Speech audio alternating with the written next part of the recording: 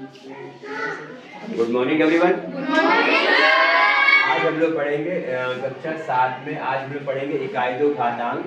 ठीक है, हम लोगों को पता है कि सबसे 2 अंकों की सबसे छोटी संख्या क्या होती है? 2 अंकों की बड़ी संख्या है ना। 10 के पहले आपके पास संख्या 9 आती है, इसकी एक ही संख्या होती है।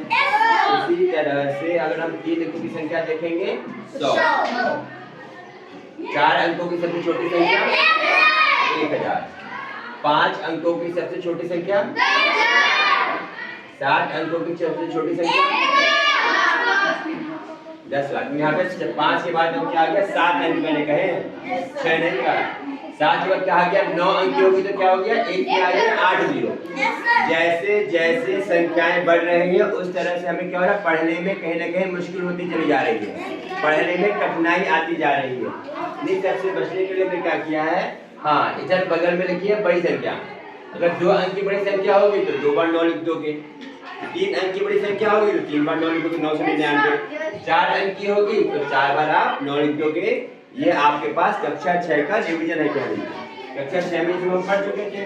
बेसिकली यहाँ पर हम लोगों को सिर्फ लेना है सबसे छोटी संख्या को लेकर हम लोग उदाहरण से। अब देखो क्या हो गया? 10 को क्या लिख सकते हैं? 10 और 100 को लिख सकते हैं 10 गुणा 10 लिख सकते हैं। 1000 को लिख सकते हैं 10 गुणा 10 गुणा 10 3 बार। 10,000 को लिख सकते हैं 4 बार 10 का गुणा। और 7 अंक होंगे तो 1 के आगे अगर 6 शून्य है तो कितना हो जाएगा? 10 को हम लोग यहाँ पर 6 बार गुणा करेंगे। और अगर 1 के आगे 9 बार हो जाएगा तो क्या कर सकते हैं हम? 10 को 9 बार 9 अंक की संख्या है तो 1 के आगे 8 शून्य है। 1 2 3 4 5 6 7 8। ठीक है, तो 10 को हम लोग 8 बार गुणा करेंगे। 3 4 5 6 7 8। कहने का मतलब क्या है कि अगर संख्या बड़ी होती है और उसको अगर आप समान गुणनखंड में प्रदर्शित कर सकते हो तो 10 तो 10 ही रहेगा बेटा। 10 की घात 1 कह सकते हैं। 10 को 2 बार गुणा किया है तो लिख सकते हैं 10 की घात 2। 10 को 3 बार गुणा किया है तो हो जाएगा 10 की घात 3। ठीक है, अगर ये 10 की गुणा 4 बार की है तो अगर यहाँ पे 4 के बाद 5 बार किया है तो 10 की घात 5। हाँ, लेकिन यहाँ पे आपके पास 6 बार है शायद। हाँ, 6 बार है। 7 अंक की छोटी संख्या 1 के आगे 6 जीरो जो कि 10 लाख हो गई है। ये हो जाएगा 10 की घात 8 है ना। तो कहने का मतलब ये है कि जैसे जैसे संख्या बड़ी होती है, जैसे जैसे संख्या बड़ी होती है उस संख्या को पढ़ने में सहज बनाने के लिए हम लोग प्रयोग करते हैं घातांक का। अगर हम सब में देखा जाए, अगर हम इधर सब में देखा जाए तो जो इसकी घात 1 को हमने घात कहा है, यहाँ पे 10 की पावर 2 है तो 10 को 2 बार गुणा किया गया है।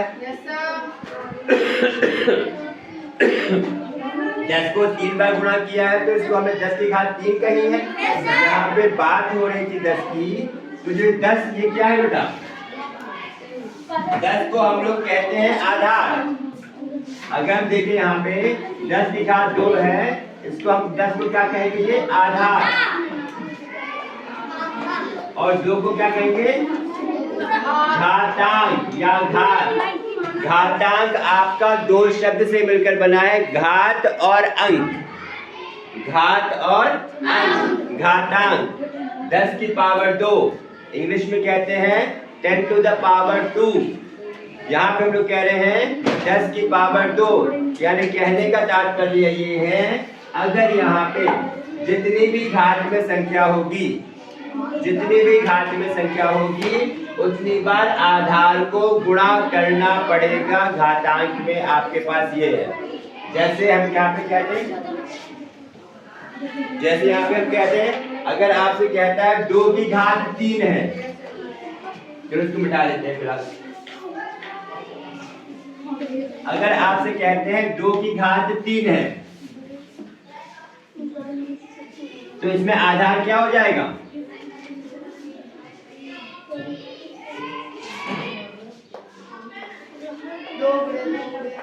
आधार इसमें क्या हो जाएगा?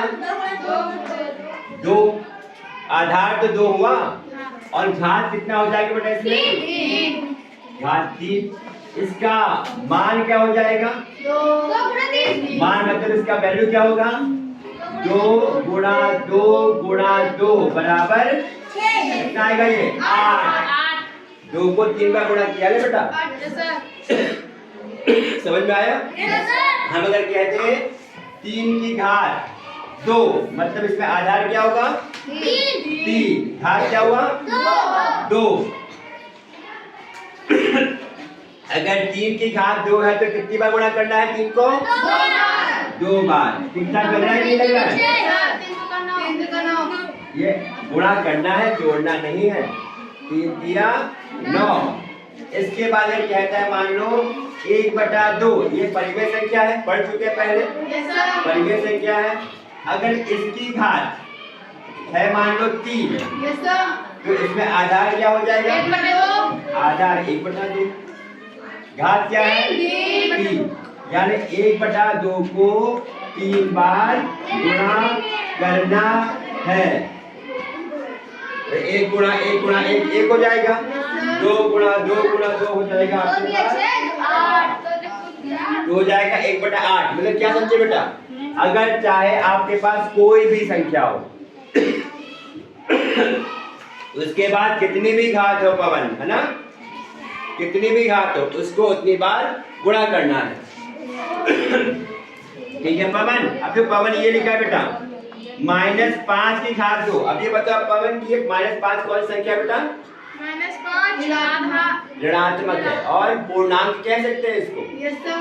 भाई संख्याएं पढ़ी है, प्राकृतिक संख्याएं, पूर्ण संख्याएं, पूर्णांक संख्याएं, सब संख्याएं पढ़ी है। सम संख्या, विषम संख्या पढ़ा है ना, भाज्य संख्या, अभाज्य संख्या।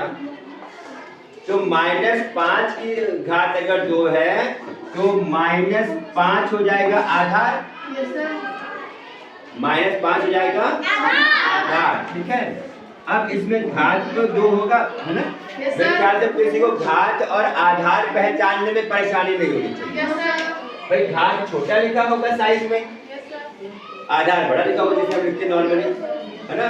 लिखने में भी बहुत ध्यान देना है, दोनों के साइज में अंतर है। घात छोटा है, आधार के ऊपर लगा।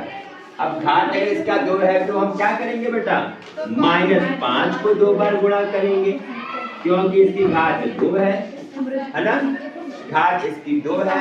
अब जैसा कि हमें पता है कि माइनस को माइनस से गुणा करेंगे तो प्लस, 5 से 5 को करेंगे तो 25। ठीक है? अभी तक हमने क्या सीखा है? घातांक का प्रयोग होता है आपको बड़ी संख्याओं को पढ़ने में सहज बनाने में। पहली बात, जितनी घात होती है उतनी बार आधार वाली संख्या को हम लोग गुणा करते हैं, ये सीखा हमने। इसके बाद घात और आधार और घात पहचान सकते हैं, उसका मान भी निकाल सकते हैं। चाहे आपके पास प्राकृतिक संख्या हो, पूर्ण संख्या हो, किसी भी प्रकार की संख्या हो, परिमेय संख्या हो, भिन्न हो, अगर आपके पास घात में जो भी लिखा होगा उस आधार वाली संख्या को उतनी बार गुणा करके हम लोग उसका मान निकाल सकते हैं। यहाँ पे हमने देखा -2/3। अब चलो यहाँ पे हमें कहते हैं -2/3 है भी, इसकी घात 3 है, इसका क्या हो जाएगा? आधार हो गया -2/3, घात हो गया 3।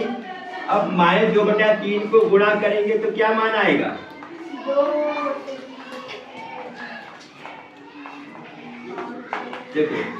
2 दूनी 4, 4 दूनी 8, 3 3 9। अब हर की गुणा सारी संख्या की हर में गुणा होती है। 3 गुणा 3 9, 9 दिया 27। अब चिन्ह की गुणा करेंगे बेटा, माइनस गुणा माइनस प्लस प्लस गुणा माइनस माइनस माइनस। अब यहाँ पे देखो जादू होने वाला जो बहुत ध्यान देना है। कोई भी अगर आपके पास ऋणात्मक संख्या हो, सबसे छोटी ऋणात्मक संख्या क्या होती है?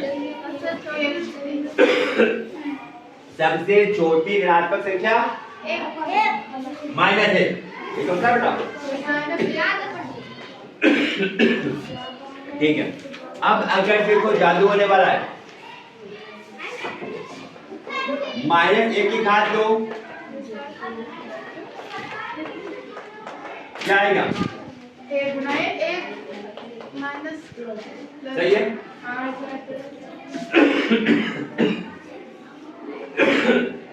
फिर माइनस 1 की घात 3 यहाँ करे थे। माइनस 1 की घात 3 कितना आएगा? माइनस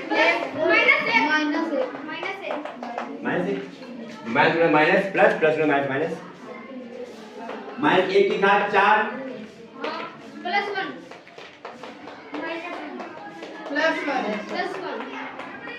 क्या आएगा? प्लस। तो मैं ये कहना चाह रहा हूं, अगर माइनस 1 की घात अगर कोई सम संख्या है तो इसका मान आपके पास +1 ही आएगा, क्योंकि 2 माइनस मिलके 1 प्लस बन जाता है। 2 माइनस मिलके 1 प्लस बन जाता है। और प्लस को कितनी बार भी गुणा करो या प्लस को किसी से गुणा करो, ये प्लस ही रहता है, सीधी सी बात है ना। तो -1 की घात अगर सम संख्या है तो क्या आएगा? +1। वैसे ही -1 की घात अगर आपके पास विषम संख्या है तो इसका मान क्या आएगा बेटा? -1। -1 आए समझ में? हमने आधार देखा, घात देखा, जितना घात होगा उतनी बार हम संख्याओं को गुणा करके उत्तर निकालते हैं। फिर हमने क्या सीखा? -1 की घात सम संख्या होगी तो उत्तर हमेशा +1 आएगा। -1 की घात विषम संख्या होगी तो हमेशा माइनस आएगा। क्यों? जैसे यहाँ पे देखे 2 आपके पास माइनस में प्लस बन जाते हैं, एक माइनस हमेशा बच जाएगा अगर संख्या विषम होगी तो। एक माइनस हमेशा बच जाएगा। जैसे -1 की घात 5 करेंगे तो क्या आएगा? 5 बार आप गुणा करोगे इसको -1 को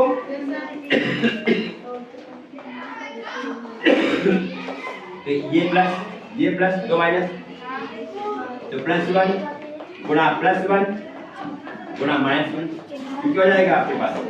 -1 जाएगा। सही है। इसी तरह को ध्यान में रखते हुए आप लोग अपने किताब से, कक्षा 7 की किताब से अभ्यास 2A से प्रश्न लगाइएगा। ठीक है। फिर हम लोग मिलेंगे अगले वीडियो में अगले टॉपिक के साथ। धन्यवाद।